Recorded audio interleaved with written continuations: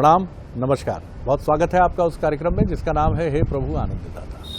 कार्यक्रम को लेकर अपने सुझाव, अपनी प्रतिक्रियाएं, अपने चिंतन के अलग अलग आयाम हमें भेजिए। हमारा व्हाट्सएप नंबर है 7009694440 और यह आपकी स्क्रीन के निचले हिस्से पर लगातार नुमाया हो रहा है, डिस्प्ले हो रहा है, प्रदर्शित हो रहा है। कार्यक्रम के अंत में भी होगा और मेल आईडी भी नजर आएगा। आज हम जो प्रश्न ले रहे हैं वो बड़ा ही मन को कई तरह के वैचारिक झंझावातों से झकझोर देने वाला प्रश्न है।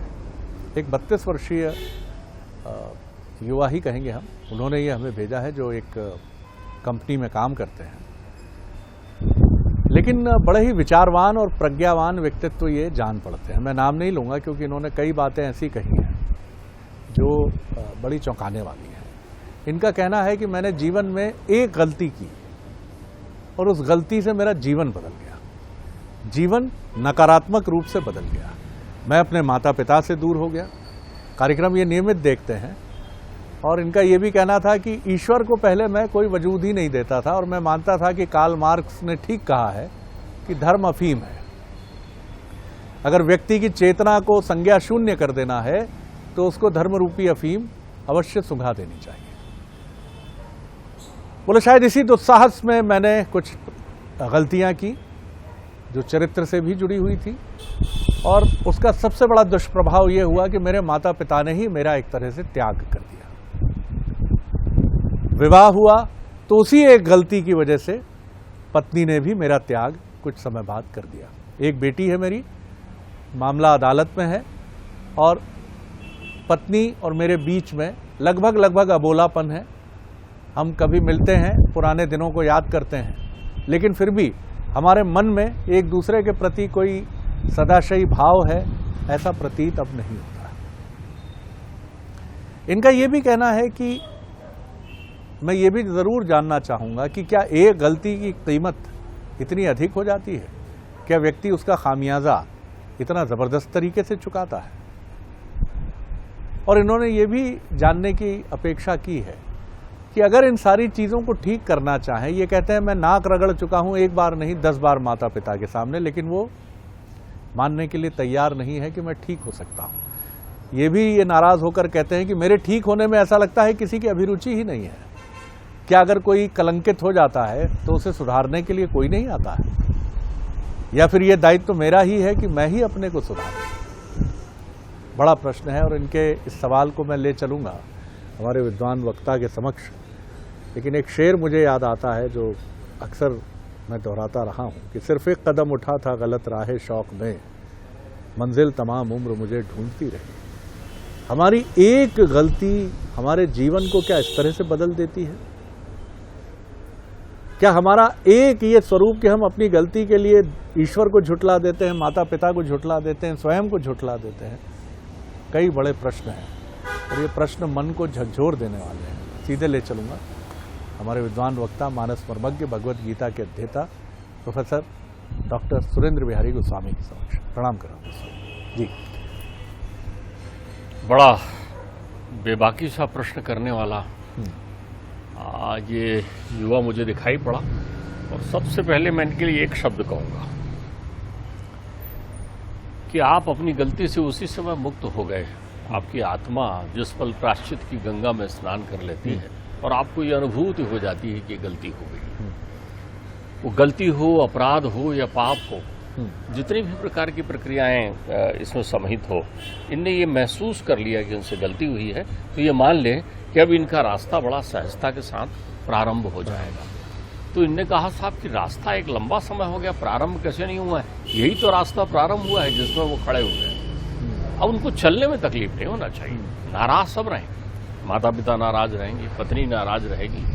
मूल रूप से सिद्धांत क्या होता है, हम लोग अपने जीवन में एक अंग्रेजी का शब्द ले आते हैं जिसको एडजस्टमेंट करने कहते हैं। अंग्रेजी का शब्द है जिसके लिए हम कहते हैं हमें एडजस्ट करना पड़ेगा।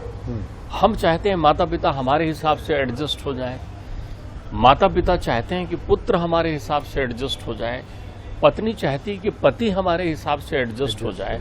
और जहां एडजस्टमेंट में अंग्रेजी के शब्द का उपयोग कर रहा हूं, एरर रह जाता है अर्थात वो एडजस्टमेंट की प्रक्रिया उस मापदंड में पूरी नहीं होती, वहीं वो एरर गलती के स्वरूप में जीवन में आकर ताप प्रस्तुत करती है। जबकि मूल रूप से जीवन एडजस्टमेंट से बहुत दूर है। जीवन में इस नाम का कोई तथ्य है ही नहीं, कोई तथ्य नहीं है। शरद जी आप ध्यान रखिएगा। तो जीवन क्या है? दायित्व और कर्तव्यों का संयोग जीवन कहलाता है। दायित्व और कर्तव्यों का संयोग जीवन कहलाता है। तो आपने कहा कि जीवन में क्या अधिकार नहीं है क्या? हमारे पास अधिकार नहीं है क्या? हम उस अधिकार का उपयोग नहीं कर सकते क्या? नहीं, जीवन के अधिकार अलग अलग रूप में होते हैं। जब आप दायित्व और कर्तव्य को लेकर जीवन प्रारंभ करते हैं, जीवन कब प्रारंभ होता है? जीवन के दो स्वरूप हैं, एक बोधमय जीवन, एक अबोधमय जीवन। जब आप अपने अबोधमय जीवन से बोधमय जीवन में प्रवेश करते हैं, अर्थात 25 वर्ष के बाद आप गृहस्थ जीवन में प्रवेश करते हैं, जब आप पूर्ण वयस्क की स्थिति में हो जाते हैं, तब आपका जीवन बोधमय जीवन माना गया है। तो बोधमय जीवन क्या है? बोधमय जीवन है जहां आपके पास केवल दायित्व है और केवल कर्तव्य है। आई मीन दैट ड्यूटी है और लायबिलिटीज है, राइट्स नहीं है। तो किसी ने पूछा राइट्स क्या कहलाएगा? जब आपका जीवन प्रारंभ होगा तो कितने राइट्स मिलते हैं आपको मालूम? अधिकार क्या होते हैं? अधिकार आपका प्रेम है, अधिकार आपका वैर है, अधिकार आपका मान है, अधिकार आपका अपमान है, अधिकार आपका संबंध है, अधिकार आपका विच्छेद है, अधिकार आपका सुख है, अधिकार आपका दुख है। ये सारे अधिकार लो ना अपने जीवन से। आप एकांगी अधिकार के पीछे पड़े रहते हैं। आपको लगता है अधिकार मतलब एकांगी हो, एकांगी नहीं है। सुख भी आपका अधिकार है और दुख भी आपका अधिकार है, संयोग भी आपका अधिकार है और वियोग भी आपका अधिकार है। ध्यान रख लेना आप, पुण्य भी आपका अधिकार है और पाप भी आपका अधिकार है। तो ये गलती भी आपका अधिकार है, वैसे ही जैसे सही हो जाना अधिकार है। सत्यासत्य दोनों अधिकार के अधीन आते हैं आपके। क्यों? ये आपके कर्तव्य और दायित्व के कारण उत्पन्न होते हैं। अरे बहुत सुंदर, वाह वाह। तो जो कर्तव्य और दायित्व के कारण उत्पन्न होते हैं, उनसे आप मुक्त नहीं चाह सकते। आपका जो दायित्व था आपने उसका निर्वहन नहीं किया। आपका दायित्व था कि आप अपने माता पिता के बताए हुए मार्ग पर चलते। आपका कर्तव्य था कि आप नैतिकता को नहीं छोड़ते। लेकिन जरूरी थोड़ी है कि आप अपने कर्तव्यों का निष्पादन करें। अगर आपने कर्तव्यों का निष्पादन नहीं किया तो अधिकार भी वैसे ही मिलेगा आपको। अगर आपके कर्तव्य अकर्तव्य नहीं होते, अगर आपका दायित्व अदायित्व नहीं होता, तो फिर आपसे वो गलती नहीं हुई होती। तो जो गलती है उसका प्रायश्चित भी आपका अधिकार है। तो आप अपने अधिकार का भोग करने में क्यों वो करते हैं? आपको याद होगा अपन हॉस्टल में कभी, हमने तो छात्रावास जीवन में रहा हुआ हूँ, तो स्वपाकी था, स्वयं हाथ से भोजन बनाता था ताकि मैं शुद्ध आहार ग्रहण कर सकूं। अब मुझे भोजन बनाना आता नहीं था, तो पिताजी ने जितना सिखाया था वो मैं बना लेता था। तो अक्सर जो है मुझसे चावल जल जाता था। तो मैंने उस चावल का नाम उस जमाने में बोर्नविटा रंग का हो जाता था, तो मैं कहता था बोर्नविटा चावल बना है जी। तो मैं उस बोर्नविटा चावल को भी उतने ही स्वाद से खाता था जले हुए को। क्यों? क्योंकि वो मेरे कर्तव्य की फलश्रुति थी ना। कर्तव्य करते समय मैंने दायित्व बोध भुला दिया था कि मेरा कोई रिस्पॉन्सिबिलिटी थी कि समय पर मैं उस चावल को उतार लूं, ध्यान रखूं, लेकिन मैं भूल जाता था अक्सर। तो मैं कहता था नहीं, ये मेरी संपदा है, ये मेरा अधिकार है, ये मुझे प्राप्त करना ही होगा। तो जीवन में इसीलिए तो कहते हैं, अपन गीता का जो उदाहरण देते हैं, अवश्य अवश्य में भोक्तव्यम कृतम कर्म शुभाशुभम। जब तुम्हें अपने कर्तव्यों को का फल अवश्य ही भोगना है, चाहे वो शुभ हो चाहे अशुभ हो, तो फिर तुम उसमें काहे शिकायत करने बैठ गए हो? पत्नी रूठ गई है, नाराज है, बिटिया है, तो ठीक है, अब जैसे पत्नी को विवाह के लिए मनाया था वैसे उसकी नाराजगी मनाओ ना। तुम्हें क्या लगता है, यदि तुम्हारे अंतर्चित्त में पत्नी के प्रति प्रेम है तो अदालत के दरवाजे तुम्हें अलग कर सकते हैं उससे। फिर जीवन भर क्षोभ मिलेगा अधिकार में तुमको, और ये क्षोभ एकांगी नहीं होगा। अगर तेरे अंतर्मन में क्षोभ है तो तेरे धर्म पत्नी के अंतर्मन में भी क्षोभ ही रहेगा। तो तुम दोनों के जीवन में अधिकार क्षोभ का मिलेगा। जिस माता पिता को तुम समझ रहे हो तुमसे विरक्त हो गए, किसने कहा विरक्त हो गए? तुम्हें मनाना नहीं आ रहा है, तुम समर्पित नहीं हो पा रहे हो। समर्पण जो है वो भी तेरा अधिकार है। तो हम लोग तलाशते हैं अधिकार। बहू आती है, बेटी आती है घर में, देवरानी, जेठानी, बाल बच्चे, भाई बहन, सब अधिकार की तलाश करते हैं। अधिकार कुछ नहीं है। अधिकार से पहले है दायित्व और कर्तव्य, यही जीवन है। जो जस करहीं सो तस फल चाखा। तो आप ध्यान रखिए, आप प्रतीक्षा करिए। कई बार प्रतीक्षा युग युगांतर की हो जाती। इसलिए तो हमारे यहाँ सप्त जन्मों का बंधन दिया गया है। तो जब जीवन में प्रतीक्षा लंबी हो जाए तो शालीनता से प्रतीक्षा करना चाहिए। जो व्यक्ति जितनी अधिक प्रतीक्षा करता है वो उतना अधिक तपस्वी कहलाता है। तो ऐसी छोटी चीजों से हमारे युवाओं को डरना नहीं चाहिए। गोस्वामी जी, बहुत सुंदर आपने व्याख्या की। मतलब मैंने इसके पहले कभी इस तरह की व्याख्या नहीं सुनी कि पाप भी अधिकार है और पुण्य भी अधिकार है, सुख भी अधिकार है, दुख भी अधिकार है, त्रुटि भी अधिकार है और त्रुटि रहित होना भी अधिकार है। जिसने त्रुटि की, इससे तो मैं ये समझ पाया कि त्रुटि का सुधार भी बहुत असंभव है। जैसा आपने कहा कि जब आप क्षोभ रहित शायद नहीं हैं उन संबंधों को पुनर्जीवित करने के प्रति जो आपके मन में पीड़ा पैदा कर रहे हैं। गलती हो गई, गलती तो हो गई, अधिकार है। जैसे बेहतर रहना अधिकार है, गलती करना भी अधिकार है। अब गलती हो गई तो सुधार की गंगा, आपने पहले भी कहा है कि प्रायश्चित करने मात्र से ही आप मुक्त हो जाते हैं। देखिए, मैं आपको एक बड़ी सुंदर बात बताऊं। पहले चलित शब्दों में हम अर्थ ढूंढ लें ताकि हम ये समझ सकें कि हमारा रोग कैसा है। इस रोग के 3 नाम हैं: गलती, अपराध और पाप। गलती, अपराध और पाप। हाँ। यदि निर्मल मन से भूलवश परिस्थिति जन्य कोई त्रुटि हुई है उसे आप गलती कह सकते हैं। वाह। निर्मल मन से भूलवश कोई त्रुटि हुई है तो उसे आप गलती कह सकते हैं। वहीं समाप्त हो जाती है। उसके पुनरावृत्ति ना करने का संकल्प लेते हैं और जिसके प्रति हुई है उससे क्षमा मांगते हैं और समाप्त हो गई वहीं को। उस गलती को आप दोहराते हैं जानबूझकर, वो अपराध है। वो अपराध, आप जानते हैं ये गलती थी लेकिन अब आपको अच्छा लगने लगा है वो गलती आप करते हैं, वो अपराध हो गया आप। और जब अपराध को जीवन लक्ष्य बना लेते हैं कि मुझे तो यही करना है तो फिर वो पाप। फिर वो पाप। बहुत सुंदर। तो आपको ये सूक्ष्म एक बार फिर दोहरा दीजिए इसको, फिर सुनिए एक बार। यदि कहीं आपके अंतर्चित्त में कोई विकार नहीं है, सहज भाव से कहीं आपसे कोई चूक हो जाती है, आप अपने कर्तव्य के प्रति, आप अपने दायित्व के प्रति जो है जागृत नहीं रह पाते, तो वहां यदि आपसे कोई प्रतिकूल आचरण हो जाता है वो गलती है आपकी। क्योंकि भाव आपके सहज हैं, जिसको अंग्रेजी में मिस्टेक कहते हैं। मिस्टेक, ध्यान रखिएगा आप, ये सहज भाव से हो गई। लेकिन अब आप इसकी पुनरावृत्ति करते हैं जानबूझकर, आपको अच्छा लगता है, पुनरावृत्ति कर रहे हैं, तो जैसे ही आप गलती की पुनरावृत्ति शुरू करते हैं अब वो अपराध की श्रेणी में आ गया। गजब व्याख्या। अब वो अपराध हो गया, ध्यान रख लीजिए। क्योंकि यहाँ आपका इंटेंशन जो है फ्रॉड है, कपट में। वाह वाह वाह। अब आप कपटी हो गए, अब आप लंपट हो गए, आपके जीवन में जो है लंपटता आ गई है और आपको इसमें ही रस मिलने लग जाए और आप यही आचरण करने लग जाए तो फिर आप पापी हो गए। तो ऐसे पापी को पिता के द्वारा भी त्याग दिया जाता है, माता के द्वारा भी त्याग दिया जाता है। राजा सगर हुए हैं, इतिहास जानता है। राजा सगर हुए हैं जिनकी तपस्या के कारण जो है, जिनके वंशानुगत तपस्या के कारण जो है पृथ्वी पर गंगा अवतरित हुई थी। भगीरथ उन्हीं के वंश में हुए थे। सगर के पुत्र थे, सगर के पुत्र थे। असमंजस बालपन से किसी भी कमजोर बच्चे को देखते थे कहीं खेलते हुए तो उसको उठाकर जल में विसर्जित कर देते थे।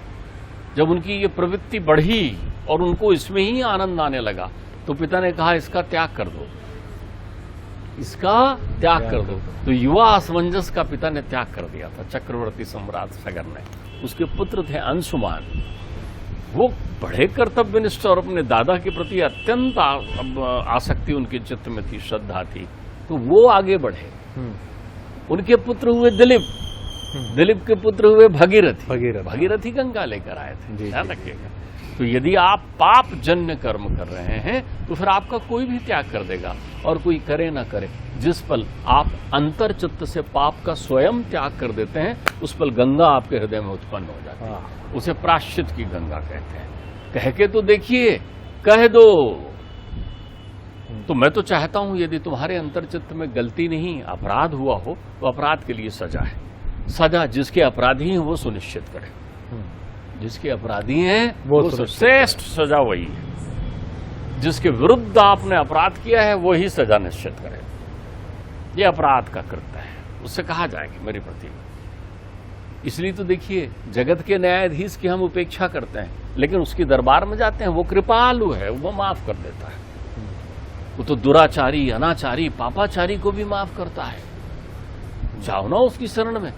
तो आप बोले मैं तो गया हूं साहब कई बार मंदिर, नहीं, अंतर मन की यात्रा करके उसके शरण में जाओ, मन से अनंत करुणा भाव में बन जाओ, आंसू से अश्रुपात करते रहे, धिक धिक करते हुए जीवन लेके जाओ कि वृथा गता तस्य नरस्य जीवनम। हे परमात्मा, हे तारणहार, मैं तेरी चरण शरण में हूं, एक बार संकल्प शक्ति दे मुझे, मैं सारे तप करने के लिए तैयार हूं, मैं हर वो घुटन सहने के लिए तैयार हूं, पलायनवादी नहीं हूं। पलायन पाप किया था ना, पलायन करने से थोड़ी पाप का प्रायश्चित हो जाएगा, आपको तो प्रायश्चित करना पड़ेगा।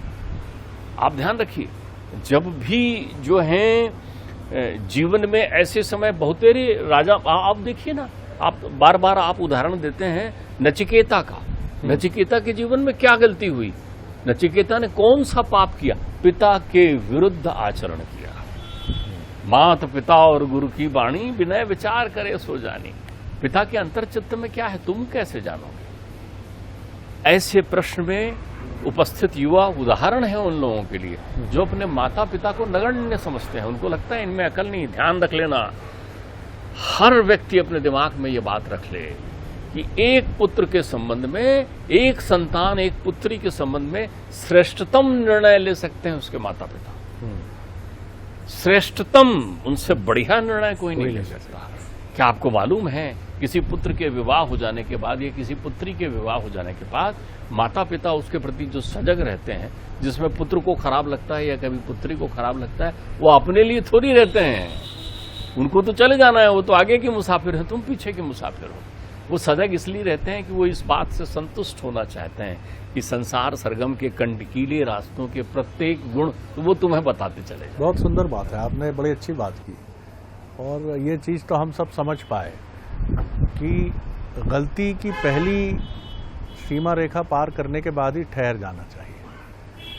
लेकिन कई बार मैंने देखा है, मनुष्यगत स्वभाव है कि वो अपनी गलती को गलती ही नहीं मानता है।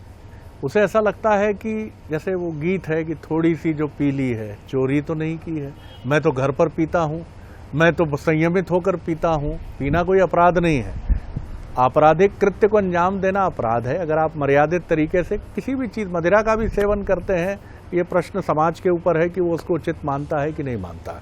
बराबर, लेकिन ये गलतियों का सिलसिला व्यक्ति जब अपने को खुद ही न्यायाधीश बनकर अपने को मुक्त घोषित करता चलता है तो ये सिलसिला भयानक किसी अंजाम की तरफ बढ़ चलता है। आप थोड़ा विस्मित अगर ना हुए हो तो ये ऐसा रोचक विषय है जिस पर अपन ने अनेक बार चिंतन किया है, लेकिन मैं थोड़ा सा पुनरावृत्ति दोष से मुक्त होकर के इस विषय पर एक नवीन विचारधारा आपके समक्ष रखना चाहता हूँ। विषया शक्ति है, बंधा हुआ बंधन है। बंदर को मुट्ठी में बंधा हुआ वो चना अच्छा लग रहा है, सुराही में हाथ डाला और सुराही में चने रखे थे, बंदर को पकड़ने का विधान है, तो वो उसने चने पकड़ लिए हैं मुट्ठी में। ध्यान रखिएगा, अब वो मुट्ठी छोड़ दे तो सुराही से हाथ बाहर निकल जाए, लेकिन चना ने अच्छा लग रहा है ना। वैसे इस संसार की विषया शक्ति जब आपको प्रिय लगने लगती है, जब आपको खुजली अच्छी लगने लगती है, जब आपको उन कृत्यों में आनंद आने लगता है, तो आप अपने इस मजा के लिए उसकी वकालत करने लग जाते हैं। क्या हुआ तो ऐसा किया तो और आप महापुरुष और देवाधिदेव और दुनियादारी को शामिल करके उसमें बता देते हो। फिर आप जो है यावद मधु पियाम में हमको यावद मदरा पिवाम में हम पढ़ने लगते हैं। फिर आप संस्कृत के ज्ञाता हो जाते हैं। जहाँ मैया जो है मधुर पान कर रही है अर्थात शहद पी रही है, वहां आपको लगता है नहीं मदरा तो मैया भी पीती थी, तो मैंने पी लिया तो क्या हुआ। फिर आप काल भैरव को मदिरा पान कराते हुए उस मंदिर में जरूर जाते हैं, क्योंकि आप मदिरा पीते हैं ना, तो आप दिखाने जाते हैं भगवान भी पीते हैं इसलिए मैं भी पीता हूं।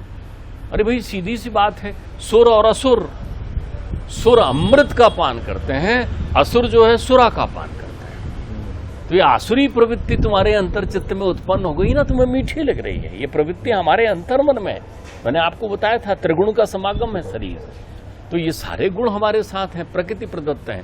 जड़ता तुझे मीठी लग रही है, उनके मन में भ्रम होता है कि मैं तो हमेशा ऐसा ही रहूंगा, वो इस नश्वर काया को यथार्थ मानकर जीवन जीते रहते हैं। तो वो ज्ञान से च्युत होता है, ज्ञान उनके पास होता नहीं, ज्ञान की विरक्ति होती है। तभी तो वो माता पिता गुरु, ध्यान रखिएगा, पत्नी भी तारणहार होती है। यदि पत्नी पतिव्रता है, अब पतिव्रता का अलग अलग अर्थ लोग लगाते हैं।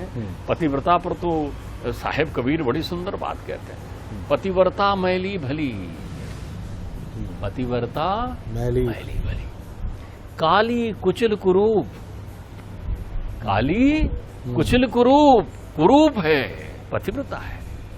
पतिव्रता मैली भली, काली कुचिल कुरूप, और पतिव्रता के रूप में वारों रूप अनूप। ऐसी स्त्री जो धर्म पथ पर अग्रसित कर सकती हो पति को, ऐसी स्त्री जो पति के अंतर मन में जो है आत्मविश्वास संचार कर सकती हो, ऐसी स्त्री जो अपने पति को हारने ना दे, उसके मनोबल को गिरने ना दे, ऐसी स्त्री जो परिवार को एक मुट्ठी में पकड़ कर रखे रहे और कहे क्या बात करते हो, दुख सुख तो जीवन में बना रहता है, अपन साथ चलेंगे, जो मैं का त्याग करके हम बन जाए, वो पतिव्रता है, वो पतिव्रता है, वो बुद्धिशील होती है। उसका मार्गदर्शन प्राप्त करना, उसकी प्रेरणा प्राप्त करना जीवन में आनंददायक होता है। यही अनसुईया हैं, यही सावित्री हैं, यही सीता हैं, जिनके अंतर्चित्त में त्याग समर्पण की वो मूर्ति होती है जो तुलनात्मकता में नहीं जाती। ठीक बात। तो यदि इसमें यदि क्या है, इन्हें तो मालूम है कि गलती इनसे हुई है, लेकिन मुझे लग रहा है वो गलती नहीं, अपराध भी नहीं, पाप इनसे हुआ है। और पाप इससे हुआ है कि जिससे माता पिता का हृदय दुख है वो पाप है। लेकिन माता पिता का हृदय अगर इससे दुख गया है कि तुमने अपने पसंद से विवाह कर लिया है, तो फिर सेवा ही तुम्हारा धर्म है। और सेवा अकेले नहीं, फिर तो तुम्हें अपने जीवन को अरे तुम भाग्यशाली हो, कन्या रत्न तुम्हारे यहाँ है।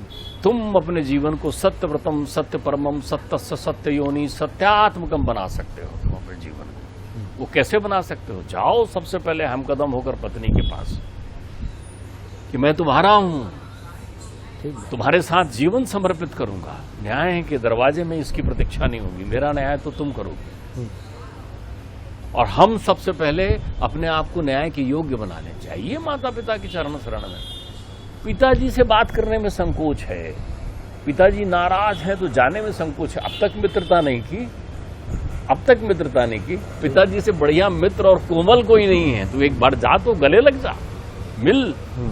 वो रूठेंगे, रूठने दे, तो टूटना मत अपनी सेवा से। तो जीवन को समझिए, वास्तविक अधिकार को समझिए। हम अधिकार में केवल अच्छा अच्छा रखते हैं जो हमारे हिसाब से है, लेकिन जो हमने उत्पन्न किया है वो सब हमारा है।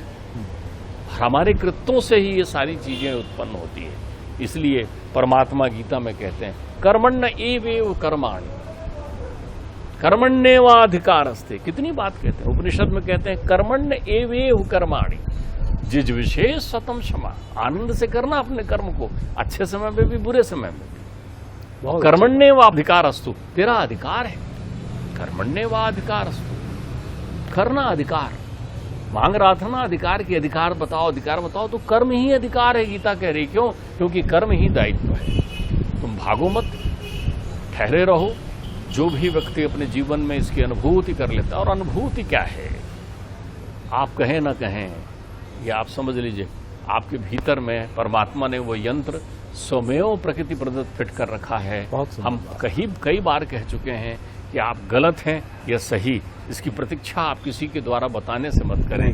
तेरा अंतर्मन जानता है, तू जानता है कि कहाँ गलत है कहाँ सही है। बहुत सुंदर। और समय रहते अपनी इस गलती का प्रायश्चित कर लें।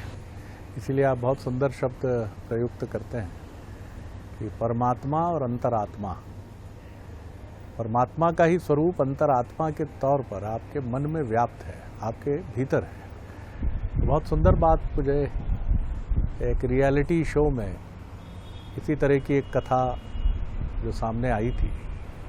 एक बहुत मदिरा का व्यसनी युवा, उसने कहा कि जब मैं शराब के नशे में डूबा रहता था, तो उसी शराब के नशे में एक बार मैंने अपने माता पिता को, जो मुझसे होशमंद रहने और इस व्यसन से मुक्त होने के लिए मेरे घर आए थे, मैं उनसे अलग रहता था, तो मैंने क्रोधावेग में उनको घर से निकाल दिया। मैंने कहा आप दोनों यहाँ से जाइए, कोई आवश्यकता नहीं। और वो चरम तक गया, मरने की स्थिति तक पहुंच गया था, लेकिन एक मित्र ने पुनर्वास केंद्र तक पहुंचाया। लेकिन इसी बीच पुत्र के सदमे में पिता की मृत्यु हो गई।